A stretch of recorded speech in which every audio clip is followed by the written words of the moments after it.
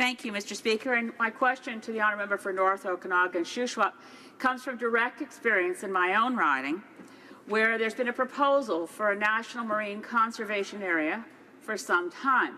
It's described in the government documents as the Southern Strait of Georgia Marine Conservation Area.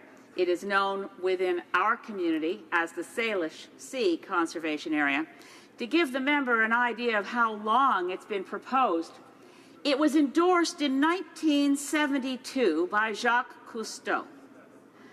I believe C-55 is long overdue to create mechanisms to speed up the process of marine protected areas. I have many questions for the Liberal government. I have amendments that will come forth in committee. But the idea that this is going to give the Minister of Fisheries draconian powers that are unwelcome, I just want to put on record, I do not agree. And I ask my honourable colleague if he doesn't think waiting from 1972 to 2017, we might be able to do something to speed up the process. The honourable member for North Okanagan Shuswap. Thank you, Mr. Speaker, and I thank the member from Saanich Gulf Islands for all the work she does as a lone member of her party. It's an undaunting task to try and keep on top of all of the legislation that comes before this House. So I recognize her for that.